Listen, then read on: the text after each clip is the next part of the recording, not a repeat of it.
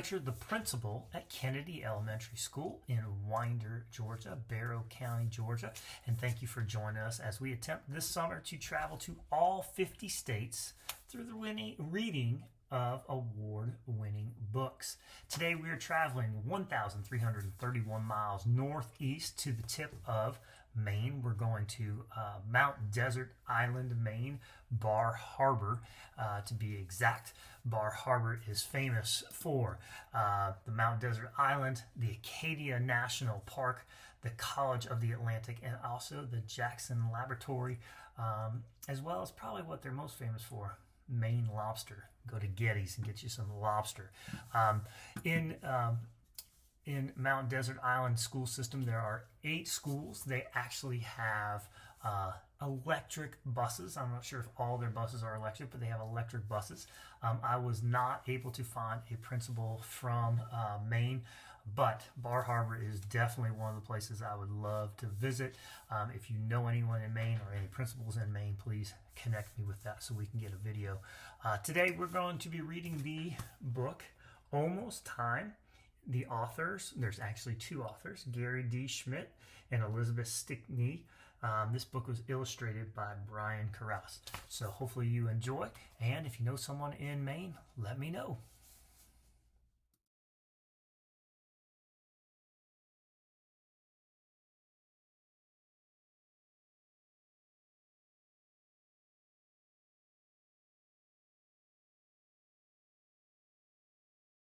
Almost Time by Gary D. Schmidt and Elizabeth Stickney, illustrated by Brian Carras.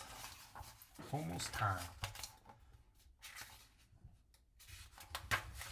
When Ethan had to eat his pancakes with applesauce instead of maple syrup one Sunday morning, he knew it was almost sugaring time.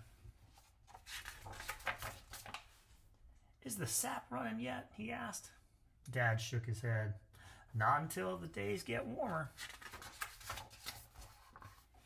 That afternoon, Ethan took his sled to the big hill. It was a sunny day, so he left his hat and his scarf and his mittens at home.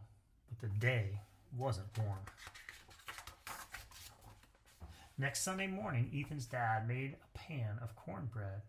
No syrup. "Is it time to tap the trees?" Ethan asked. "When the nights get shorter," said his dad. At bedtime that night, Ethan thought there might be some daylight still coming through the window, but there wasn't enough to find Roosevelt. Who's Roosevelt? Next Sunday morning, Ethan stirred raisins and walnuts into his bowl of oatmeal. No syrup. When he bit down on a walnut, he discovered something. "My tooth is loose," he said. His father inspected. "I expect it will fall out before long." "How long?" said Ethan. "About as long as it takes the sap to start running," Dad said. Now Ethan had 2 things to wait for: the trees and his tooth. But the days were still cold, and the nights were still long, and his tooth would not come out. The next Sunday morning, Ethan's dad made eggs and toast.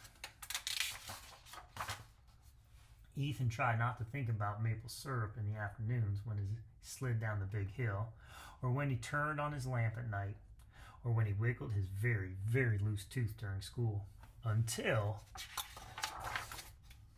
his dad was waiting when he got off. Skip the page. Till his dad was waiting when he got off the bus. "How's that tooth?" he asked. Ethan smiled to show him. "So is the sap gonna run now?" asked Ethan. His dad smiled to show him. Put all those on the trees. Every afternoon that week and all day Saturday, Ethan and Dad hauled buckets of sap from the trees and tended the fire beneath the pans. And the sap boiled and boiled. And early on Sunday morning, when there was already a little light in the sky, Ethan poured sweet maple syrup on his pancakes. Almost time. Gotta be patient.